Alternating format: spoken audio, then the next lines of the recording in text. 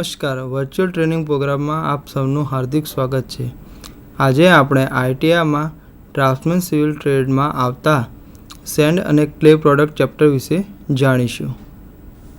રેતી અને clay product એમાં આપણે સૌ પ્રથમ સેન્ડ એટલે કે રેતી વિશે જાણીશું અને તેની પછી તેમાં આવતા ક્લે પ્રોડક્ટ એટલે કે માટીમાંથી જે વસ્તુઓ બને છે તેના વિશે જાણીશું. સૌ પ્રથમ આપણે બાંધકામમાં વપરાતી રેતી. હવે રેતી છે કે રેતી આપણે કેવી હોવી જોઈએ?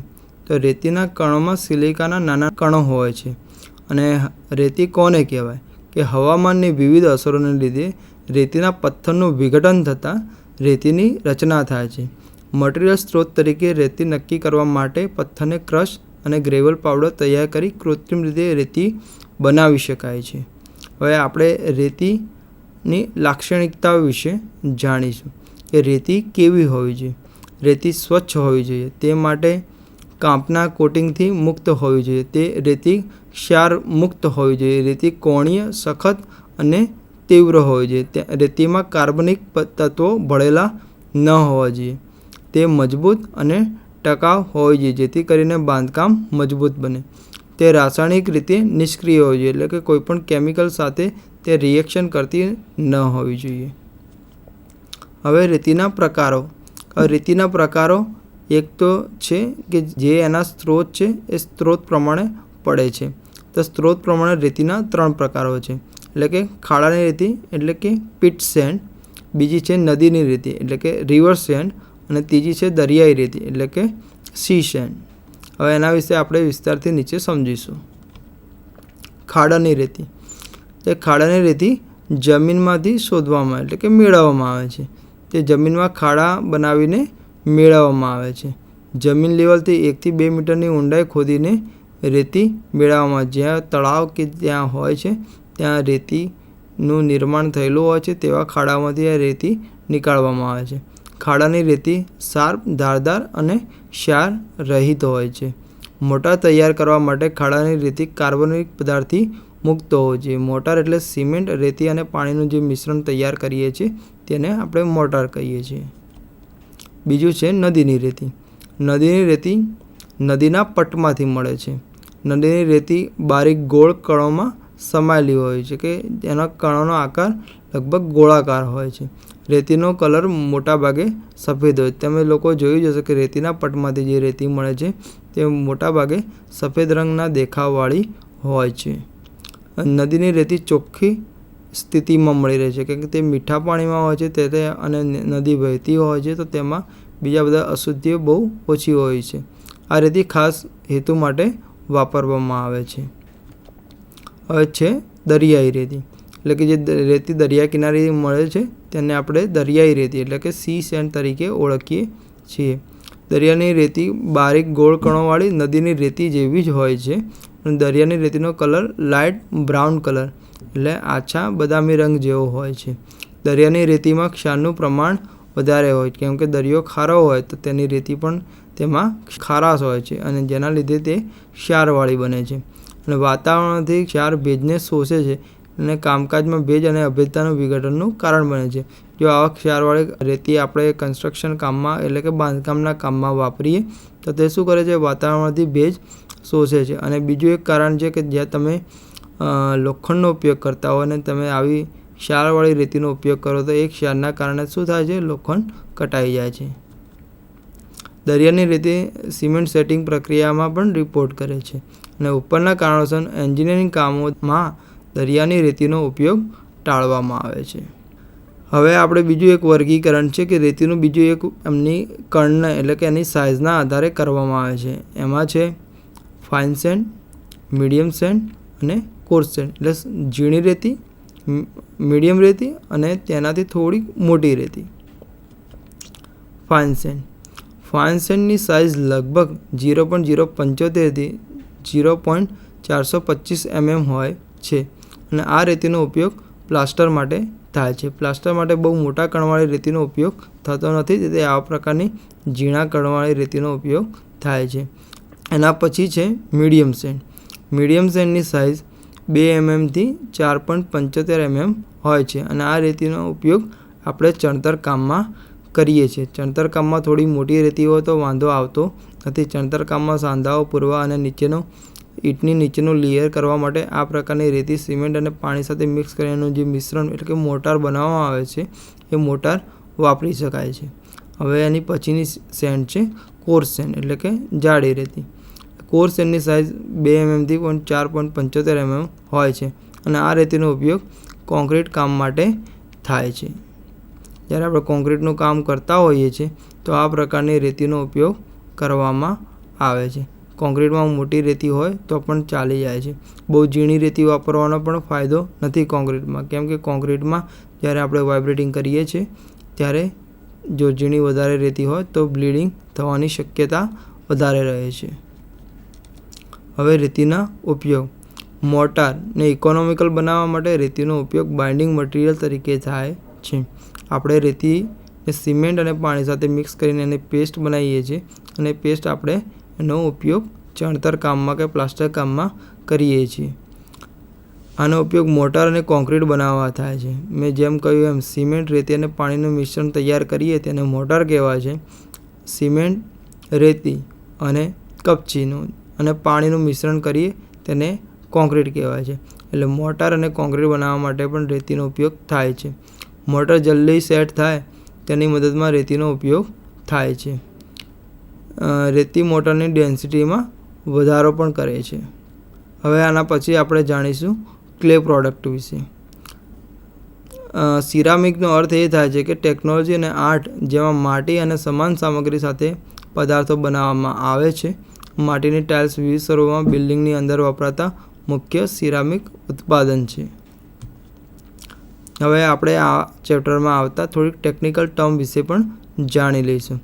પહેલું છે માટીના વાસણો એટલે કે અર્થનવેર. સામાન્ય રીતે ગામમાં વપરાતા સામાન્ય રાંધવાના પોટ અને પેન અંદર આવી છે. જે તમે જૂના જમાનામાં જોયું હશે કે ગામડામાં પહેલાં ચૂલા ઉપર માટીના વાસણો ઉપર ખાવાનું બનાવતા હતા. તો આ પ્રકારના જે માટીમાંથી વાસણ બને તેને માટીના વાસણો એટલે કે અર્થનવેર કહે છે. પથ્થરના વાસણો એટલે કે સ્ટોનવેર કે પથ્થરમાંથી જે પ્રત્યાવર્તનની માટીની બનાવટ છે. સ્ટોનવેરના જાર ખૂબ જ જાણીતા છે. માટીના વાસણો અને પથ્થરના વાસણો એમ બંને પોટ્રી તરીકે ઓળખાય છે. હવે એના પછી છે પોર્સેલિન. પોર્સેલિનથી ડિનર પ્લેટ, પછી ચાના કપ, રકાબી જેવા વાસણો બનાવવામાં આવે છે. એના પછી છે માટીમાંથી જે પ્રોડક્ટ બનતી છે ટેરાકોટા. તે hard browsing angle vitrified ceramic material તરીકે આર્કિટેક્ચર ઓર્નામેન્ટ માટે વપરાય છે. ફેન્સ તે ઇટલી શહેરમાં મળી રહે છે. તે માટી અથવા માટીકામ છે જેના પર ભારે ગ્લેઝિંગ અને આગ લાગુ કરવામાં આવે છે અને તે પોર્સેલિન કરતાં થોડુંક અલગ હોય છે. ગ્લેઝિંગ કોટિંગ જેવા પારદર્શક અને અપારદર્શક ગ્લાસની જોગવાઈને ગ્લેઝિંગ કહે છે. તે દેખાવ સુધારે છે. તે એક સરળ સપાટી પ્રદાન કરે છે અને સપાટીને વાતાવરણ તેમજ રાસાયણિક ક્રિયાથી સુરક્ષિત રાખે છે. ટાઇલ્સ તે વિવિધ આકાર અને સાઇઝમાં પકાવવામાં આવતો માટીનો એક પાતળો સ્લેબ છે. ટેરેઝો ટાઇલ્સ કોન્ક્રીટમાંથી બને છે અને રબર ટાઇલ્સમાં રબરનો ઉપયોગ કરીને બનાવેલ હોય છે. તેનો ઉપયોગ ફ્લોર અને છાપરા ઉપર કરવામાં આવે છે. આપણે જોતા હોઈએ છીએ કે ફ્લોરિંગ માટે આપણે અલગ અલગ પ્રકારની ટાઇલ્સ વાપરતા હોઈએ છીએ. ચાલો હવે આપણે આ ચેપ્ટરમાં બાંધકામમાં વપરાતા માટીના ઉત્પાદનોની યાદી બનાવી અને તેની ટૂંકમાં ચર્ચા કરીશું. પહેલું છે ઈંટ, બીજું છે roofing tiles, flooring tiles, porcelain, માટીના વાસણો, સેનેટરી વેર, સ્ટોનવેર અને ટેરાકોટા. હવે પહેલું છે ઈંટો. હવે આપણે જોયું કે ઈંટો એ બાંધકામમાં વપરાતી એક સામગ્રી છે જે માટીમાંથી બનાવવામાં આવે છે. તો તે કેવી હોય છે? તો તે એક સમાન કદ અને આકારના માટીના બ્લોક્સ રૂપમાં બાંધકામની કૃત્રિમ સામગ્રી છે. માટીને પાણી સાથે મિક્સ કરીને તેની પેસ્ટ બનાવીને તેના મોલ્ડમાં ઠારીને અને પછી તેને ભઠ્ઠામાં શેકીને ઈંટો બનાવવામાં આવે છે. માટીને ઇચ્છનીય માત્રામાં પાણી અને અન્ય ઘટકો સાથે મિશ્રિત કરવામાં આવે છે. જરૂરી સ્વરૂપમાં મોલ્ડ કરવામાં આવે છે, સૂકવવામાં આવે છે અને પછી ભઠ્ઠામાં બાળવામાં આવે છે. એટલે કે તેને ગરમી આપવામાં આવે છે, હીટ આપવામાં આવે છે અને તેમ પછી ઈંટો તૈયાર થાય છે. જે આપણે અહીં ઈંટનો ફોટો આપેલો છે, જે ઈંટ દેખાય છે, જે માટીમાંથી તૈયાર કરેલ છે. જે આપણો આગળનો જે પોર્શન છે કે જે લંબાઈમાં છે અને ઊંચાઈમાં છે, એ પોર્શનને સ્ટ્રેચર કહે છે. જે આગળનો પોર્શન છે તેને હેડર કહે છે અને જે ઉપરનો પોર્શન, જે ખાડાવાળો પોર્શન છે, તેને ફ્રોક કહે છે. સ્ટોનની સરખામણીએ ઈંટ વજનમાં હલકી, સમાન આકાર અને કદમાં સરળતાથી ઉપલબ્ધ છે અને ઉત્પાદન ખર્ચમાં સસ્તી છે. ઈંટોને તેમના ઇજનેરી ગુણધર્મો અનુસાર નીચે પ્રમાણે વર્ગીકૃત કરવામાં આવે છે.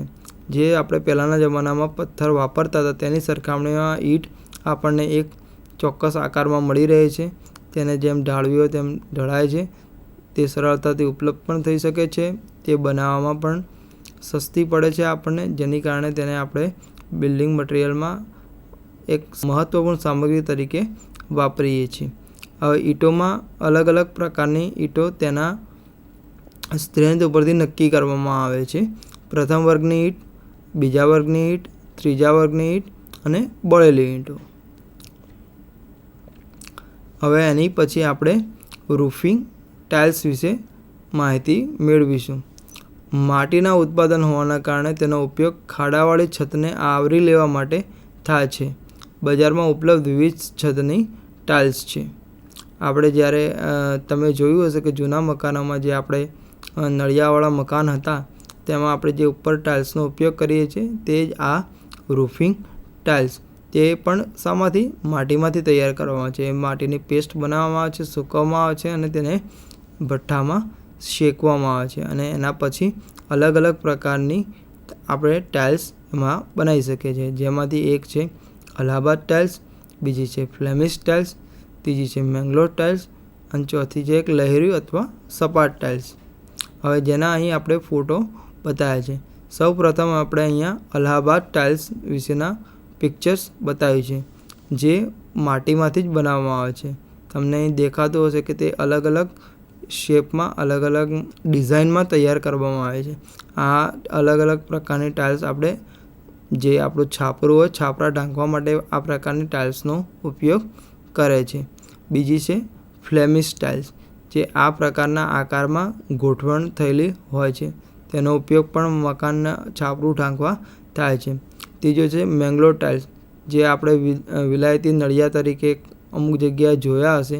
તે આ પ્રકારની ટાઇલ્સ છે. તે પણ માટીમાંથી બનાવવામાં આવે છે અને તે જે આપણી રૂફ હોય છે, છત હોય છે, તે એના ઉપર ગોઠવવામાં આવે છે.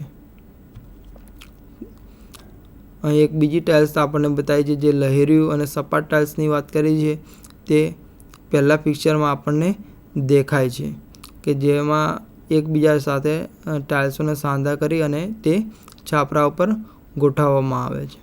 એની પછી છે ગુના ટાઇલ્સ અને પોટ પેન્ટ ટાઇલ, જે આપણે બહુ જૂના પ્રકારના મકાનો કે કાચા માટીના જે મકાનો બનેલા હોય છે તેમાં જે પાઇપનો આપણે અડધી કટિંગ, ગોળાકાર પાઇપને અડધી કટિંગ કરી અને તે પ્રકારનો જે શેપ મળે છે એ શેપમાં આ પ્રકારની ટાઇલ્સો બનાવેલી હોય છે અને તેને લાકડાનું જે આપણે રૂફનું નીચે કવર બનાવીએ છીએ તેની ઉપર આ ટાઇલ્સ પાથરવામાં આવે છે. પોટ પાન ટાઇલ્સ વિવિધ આકારો અને કદમાં ઉત્પાદિત થાય છે. સામાન્ય રીતે ટાઇલ્સ નીચે મુજબના પરિમાણોમાં ઉપલબ્ધ છે કે ભાઈ આ સાઇઝમાં આ બધી મળી શકે છે. જેમાં આપણે લંબાઈ, પહોળાઈ અને જાડાઈ વિશે અહીં બતાવ્યું છે કે તેની લંબાઈ 15 થી 25 સેન્ટીમીટર હોઈ શકે, પહોળાઈ 10 થી 20 સેન્ટીમીટર અને એની જે જાડાઈ છે 2.5 થી 5 સેન્ટીમીટર સુધીની હોઈ શકે છે. અલગ અલગ જગ્યાએ અલગ અલગ કામો માટે અલગ અલગ પ્રકારના ડાયમેન્શનવાળી આપણે ટાઇલ્સનો ઉપયોગ કરતા હોઈએ છીએ. હવે એના પછીની છે ફ્લોરિંગ ટાઇલ્સ, જે આપણે અત્યારે વાપરીએ છીએ તે ટાઇલ્સ, જે અલગ અલગ પ્રકારની હોય છે. વિટ્રીફાઈડ ટાઇલ્સ કહીએ છીએ, સિરામિક ટાઇલ્સ કહીએ છીએ, પહેલાં જે જૂની ટાઇલ્સ આવતી હતી એ પ્રકારની ટાઇલ્સ કહીએ છીએ. આ બધી ફ્લોરિંગ ટાઇલ્સમાં છે. બાંધવા માટે વપરાતી ટાઇલ્સને ફ્લોરિંગ ટાઇલ્સ કહે છે. જે આપણે ફ્લોરિંગ તૈયાર કરીએ છીએ તે લંબચોરસ અથવા ચોરસ આકારમાં હોય છે, પરંતુ તેના ઉપયોગના આધારે વિવિધ કદ અને ભૌમિતિક આકાર કોઈપણ ઇચ્છિત રંગોમાં બનાવવામાં આવે છે. કે આ ટાઇલ્સ કેવી હોય છે કે ભાઈ આપણી જરૂરિયાત મુજબ એને આપણે બીજા શેપમાં કે કલરમાં પણ બનાવવી હોય તો તેને આપણે બનાવી શકીએ છીએ. આ ફ્લેટ ટાઇલ્સ જે 1.5 સેન્ટીમીટરથી વિવિધ જાડાઈમાં ઉપલબ્ધ છે, તે 2.5 થી વધારે સેન્ટીમીટરમાં પણ ઉપલબ્ધ હોય છે અને નીચેના અલગ અલગ કદોમાં પણ ઉપલબ્ધ હોય છે. મોટાભાગે આપણે જે ટાઇલ્સ વાપરતા હોઈએ છીએ તે ચોરસ અથવા લંબચોરસ હોય છે. તેના અમુક માપ અહીં આપેલા છે, જેમ કે 15 સેન્ટીમીટર બાય 15 સેન્ટીમીટર બાય 1.80 થી 2.5 સેન્ટીમીટર, એટલે કે 15 સેન્ટીમીટર પહોળી, 15 સેન્ટીમીટર લાંબી અને 1.80 થી 2.5 સેન્ટીમીટર જેટલી જાડાઈ ધરાવતી ટાઇલ્સ બજારમાં મળે છે. એવી રીતે બીજી 20 સેન્ટીમીટર બાય 20 સેન્ટીમીટર બાય 1.80 થી 2.5 સેન્ટીમીટરની મળે. પછી છે 25 સેન્ટીમીટર બાય 25 સેન્ટીમીટર બાય 1.80 થી 2.50 સેન્ટીમીટર. પછી છે 30 સેન્ટીમીટર બાય 30 સેન્ટીમીટર બાય 1.80 થી 2.5 સેન્ટીમીટર. જો એક પિક્ચરમાં આપણે અહીંયા વિટ્રીફાઈડ જે ટાઇલ્સ હોય છે એ ટાઇલ્સનો નમૂનો દર્શાવવામાં આવે છે, જે ફ્લોરિંગ ટાઇલ્સ તરીકે આપણે ઓળખીએ છીએ, જેનું ઉત્પાદન પણ માટીમાંથી થાય છે. હવે આપણે જાણીશું માટીના વાસણો વિશે. માટીના વાસણો માટીમાંથી તૈયાર કરવામાં આવે છે, જે નીચા તાપમાને ગરમ કરવામાં આવે છે અને ધીમે ધીમે ને ઠંડા પાડવામાં આવે છે. તમે જોયા હશે ગામડામાં આવા પહેલાં જમાનામાં માસણ બનતા હતા. તે માટીની જે પેસ્ટ બનાવી હોય છે એ પેસ્ટને પછી એમાંથી વાસણનો આકાર આપવામાં આવે છે. પછી તેને નીચા તાપમાને ગરમ કરવામાં આવે છે અને ધીમે ધીમે તેને ઠંડુ પાડવામાં આવે છે. તે નરમ ને છિદ્રાળું હોય છે, પરંતુ ગ્લેઝિંગ પછી તે પાણી માટે અભેદ્ય બને છે. જેમ કે આપણે ઘરમાં વપરાતા જે માટું હોય છે તેમાંથી પાણી નીકળતું નથી. બસ એ જ પ્રકારે આમાં પણ એ નરમ અને છિદ્રાળું છે, પરંતુ તેના પર ગ્લેઝિંગ કરવામાં આવે છે, જેનાથી તે પાણી માટે અભેદ્ય, એટલે તેમાંથી પછી પાણી નીકળી શકતું નથી. તે માટીમાં જરૂરી માત્રામાં રેતી, માટીના છીણ વગેરે ઉમેરીને ઉત્પાદન કરવામાં આવે છે.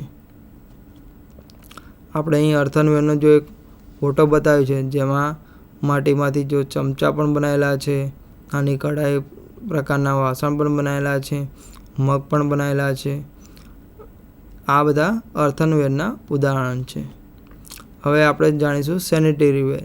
સેનિટરી વેર પણ એક માટીમાંથી જ તૈયાર થાય છે. સેનિટરી વેરનો ઉપયોગ પાણી, શૌચાલય, વોશ બેસિન, ગટર વગેરે જગ્યાએ થાય છે. આપણે જોયું હશે ઘરમાં વપરાતા આપણા જે બેઝિન છે, શૌચાલયમાં જે આપણે ટબ હોય છે, વોશ બેઝિન હોય છે, ગટરની લાઈનો હોય છે, એ પણ જે પાઇપો બને છે તે આ સેનિટરી વેરનો એક પ્રકાર છે અને તે માટીમાંથી તૈયાર થાય છે. આ વસ્તુઓને સેનિટરી વેર તરીકે ઓળખવામાં આવે છે. તેઓ પ્રત્યાવર્તન માટી, કાઓલિન, ક્વાર્ટઝ, ફ્લેશપાર, પથ્થર અને ભૂકો કરેલા માટીના વાસણોને ઊંચા તાપમાને ગરમ કરીને પછી તેમાંથી ધીમી ગતિએ ઠંડુ પાડીને ઉત્પાદિત કરવામાં આવે છે. અહીં સેનિટરી વેરના ઉદાહરણ બતાવ્યા છે, જેમાં આપણું બેઝિન છે, જે ટબ હોય છે, એ બધા પ્રકારના ઉદાહરણો આ છે જે આપણે ઘરમાં વાપરતા હોઈએ છીએ. હવે સ્ટોનવેર. જે આપણે સ્ટોનવેરના આર્ટિકલ માટીના વાસણો કરતાં વધુ કોમ્પેક્ટ અને ગાઢ હોય છે. સ્ટોનવેર આર્ટિકલ પર ગ્લેઝિંગ લગાવતા તે પાણી માટે અભેદ્ય બની જાય છે અને એસિડ વગેરેથી પ્રભાવિત થતા નથી. તે પણ આ એક માટીમાંથી તૈયાર કરવામાં આવતું આ એક મટીરિયલ છે. તેઓ મજબૂત, ટકાઉ અને સડો કરતા પ્રવાહી માટે પ્રતિરોધક છે. પથ્થરના વાસણો સરળતાથી સાફ કરી શકાય તેવા હોય છે. જે અહીં આપણે ગ્લેઝિંગ કરેલો એક પોટ જાર બતાવ્યો છે, આ એક સ્ટોનવેરનું ઉદાહરણ છે. રિફ્રેક્ટરીઝ. પ્રત્યાવર્તન.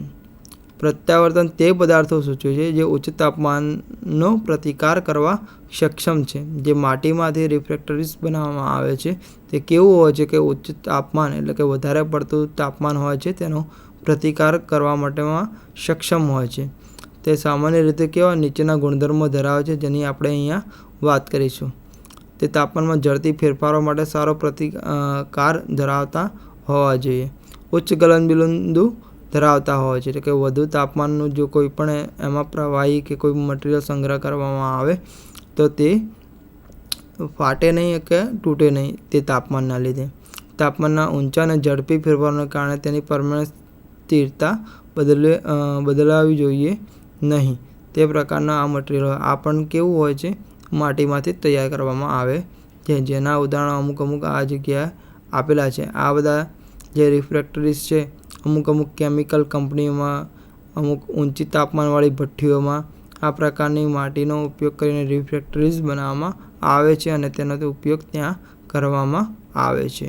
તે ગરમ અથવા ઠંડી સ્થિતિમાં સંકુચિત, કચડી અને તાણયુક્ત દળોનો પ્રતિકાર કરવા માટે પૂરતું મજબૂત હોવું જોઈએ. તેની થર્મલ વાહકતા તે હેતુ માટે યોગ્ય હોવી જોઈએ જેનો તે ઉપયોગ કરે છે. તેનો ઉપયોગ અગ્નિ અને પ્રત્યાવર્તન ઈંટો એટલે કે રિફ્રેક્ટરીઝ બ્રિક્સ કે ઈંટો, ક્રુસિબલ, ભઠ્ઠીઓની હોલો દિવાલ, ટાઇલ્સ માટે અસ્તર સામગ્રી, સિલિકા ઈંટો, મેગ્નેશિયા ઈંટો વગેરેના ઉત્પાદન કરવા માટે આ પ્રકારની માટીનો ત્યાં ઉપયોગ થાય છે. હવે આના પછી જાણીશું પોર્સેલિન વિશે. સેનિટરીવેર, ઇલેક્ટ્રિક ઇન્સ્યુલેટર, સ્ટોરેજ, જહાજો, રિએક્ટર, ચેમ્બર, ક્રુસિબલ વગેરે બજારમાં ઉપલબ્ધ કેટલાક પોર્સેલિન આર્ટિકલ છે, જેના અહીં ઉદાહરણ આ બધા આપેલા છે. પોર્સેલિન એ એક સુંદર માટીના વાસણને સૂચવે છે જે સફેદ રંગનું, પાતળું અને અર્ધ પારદર્શક છે.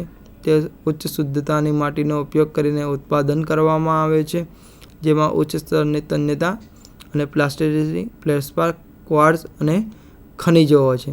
માટી સાથે આ બધા અલગ અલગ પ્રકારના તેમાં મિનરલ્સ કે ખનિજો વાપરવામાં આવે છે. પોર્સેલિન કેવું સખત, બરડ અને બિનછિદ્રાળુ છે. તે ઘટકોને બારીક ગ્રાઉન્ડ કરવામાં આવે છે, પ્રવાહી સ્થિતિમાં સારી રીતે મિશ્રિત કરવામાં આવે છે, પછી ઊંચા તાપમાને બાળવામાં આવે છે. તેઓ નીચા અને ઉચ્ચ વોલ્ટેજ પોર્સેલિન છે. પોર્સેલિન બે પ્રકારના હોય છે, એક ઉચ્ચ વોલ્ટેજ અને એક નીચા વોલ્ટેજ પોર્સેલિન, જેના વિશે આપણે અહીં જાણીશું. પહેલાં આપણે અહીં જોઈ લઈશું પોર્સેલિનનો એક ફોટો આપેલો છે. આ પ્રકારના જે આપણે જે વાસણ જોયા હોય છે આ એક પોર્સેલિનનું ઉદાહરણ છે. લો વોલ્ટેજ પોર્સેલિન શુષ્ક પ્રક્રિયા દ્વારા તૈયાર કરવામાં આવે છે. તેમાં સફેદ માટીનો સમાવેશ થાય છે, જે ઓગાળેલા કાચની નિશ્ચિત ટકાવારીમાં ઉમેરવામાં આવે છે. Crockeries, switch, block, insulating tube, lamp, socket વગેરે લો વોલ્ટેજ પોર્સેલિનના ઉદાહરણો છે. ક્વાર્ટઝ અને ફેલ્ડસ્પાર સાથે અનુક્રમે ફિલ્ટર અને ફ્લક્સ તરીકે એલ્યુમિના અથવા silicate of magnesia, China clay અથવા કાઓલિન ઉમેરીને ભીની પ્રક્રિયા દ્વારા ઉચ્ચ વોલ્ટેજ પોર્સેલિનનું ઉત્પાદન કરી શકાય છે. આ ઘટકો ઉત્પાદનમાં કઠિનતા અને બિનશોષણ ગુણધર્મોને વધારે છે. તે અમુક હદ સુધી ઊંચા તાપમાનનો પ્રતિકાર કરી શકે છે. તેનો ઉપયોગ ઉચ્ચ તીવ્રતાના વિદ્યુત પ્રવાહ માટે, ઇલેક્ટ્રિક ઇન્સ્યુલેટર તરીકે, ઇલેક્ટ્રોનિક ભઠ્ઠી જેવી વસ્તુઓ બનાવવા માટે થાય છે. સ્પાર્ક પ્લગ વગેરેના ઉદાહરણમાં આ પ્રકારના પોર્સેલિનનો ઉપયોગ થાય છે. તે પણ એક માટીમાંથી જ બનતો પદાર્થ છે. હવે આપણે જાણીશું ટેરાકોટા. ટેરાકોટા વિશે જાણીશું. ટેરાકોટા એટલે શું? ટેરાકોટા એટલે માટી અને કોટા એટલે પકવેલ. આથી ટેરાકોટાનો મતલબ પકવેલ માટી. આમ તો એક માટીના છિદ્રાળુ કાંપનો એક પ્રકાર છે, જેને સ્થાનિક માટી કે જેમાં ચળકાટ હોય તેવા ગલેના ધરાવતી માટી દ્વારા ચમકાવવામાં આવે છે. તે એટલી નાજુક હોય છે તેને છરી દ્વારા પણ ખોતરી શકાય છે. આ ટેરાકોટાનો ઉપયોગ આપણે અલગ અલગ જગ્યાએ પહેલાંના જમાનામાં વધારે કરવામાં આવતો હતો. તેનું ઉદાહરણ પણ આની પાછળ આપણે જોઈશું. અને તે પણ એક માટીમાંથી બનતો પદાર્થ છે, જેનું ઉદાહરણ આપણે અહીં દર્શાવેલ છે. પહેલાંના જમાનામાં આ જે મંદિર બનેલું છે તે એક ટેરાકોટા મટીરિયલનું એક ઉદાહરણ છે. આજે આપણે સેન્ડ અને ક્લે પ્રોડક્ટ ચેપ્ટરમાં સેન્ડ અને વિવિધ પ્રકારના ક્લે પ્રોડક્ટોની માહિતી મેળવી, જેમાં આપણે શીખ્યા માટીના વાસણો, સ્ટોનવેર વિશે, સેનેટરી વેર વિશે, ટેરાકોટા, પોર્સેલિન અને રેતી કેવી હોવી જોઈએ, તેનો ઉપયોગ ક્યાં ક્યાં થાય છે, માટીના વાસણો કયા કયા પ્રકારના હોય છે, માટીમાંથી બીજા કયા કયા પ્રકારના પદાર્થો બનાવવામાં આવે છે જે આપણે રોજબરોજના જિંદગીમાં આપણે કે કન્સ્ટ્રક્શન કે બાંધકામમાં વાપરતા હોય છે, તે આજે આપણે બધું અહીં શીખ્યા. આપ સૌને આજે આ ચેપ્ટરમાં મજા આવે છે. આભાર.